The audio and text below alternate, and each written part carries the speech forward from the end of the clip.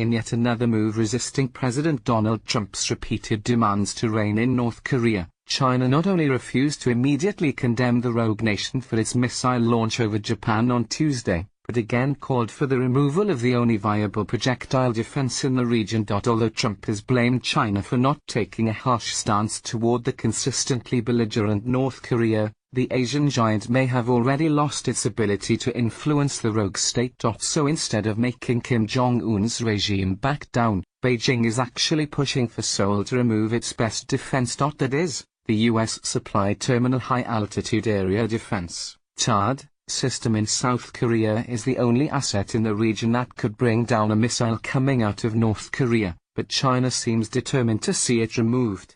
The defense shield, which was paid for and supplied by the United States, is designed to intercept and destroy ballistic missiles in mid-air. A day after the missile traveled over Japan, China called for an immediate halt to THAAD deployment and for the removal of related facilities in comments from its United Nations ambassador.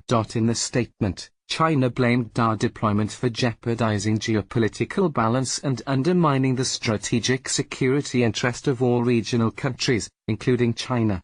According to some analysts, security concerns may be what's driving China's opposition to THAAD deployment in the Korean peninsula. Beijing fears that the defense system's powerful radar gives Washington and Seoul the ability to monitor China's military activities. Beijing could also be harboring broader worries about an improvement in U.S.-South Korea relations, which might threaten China's global position, said Thomas Caraco, senior fellow with the International Security Program at the Center for Strategic and International Studies.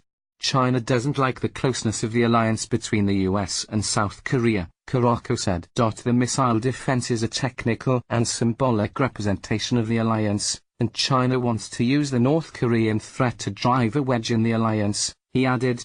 China might also be seeking to avoid a crisis that could result from a breakdown of Pyongyang's regime. A regime collapse would not be in China's interest, as it could bring a wave of refugees flooding into China, said Qinhao Huang, assistant professor of political science at Yale News College. All of those concerns aside, people may have been asking the wrong question about China all along, according to Huang.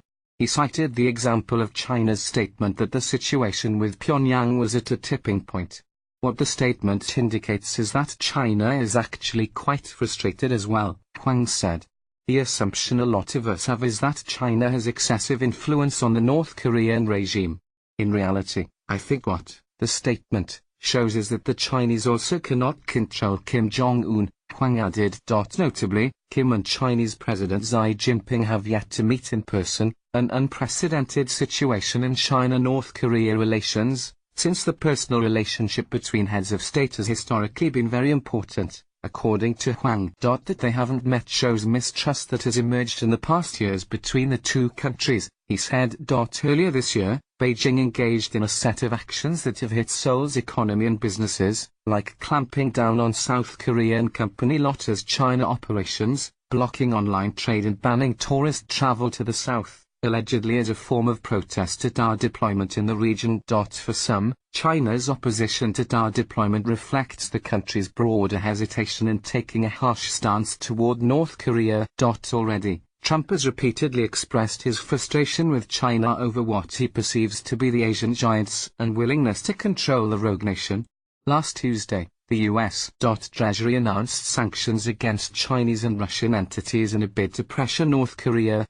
Chinese state media has lashed out at the U.S. over those unjust sanctions. Still, China has also appeared to be cooperating with international efforts to pressure the North into giving up its weapons program in recent weeks. Notably, Beijing agreed to ban imports of North Korean iron, lead, and coal as part of new UN sanctions on Pyongyang earlier this month.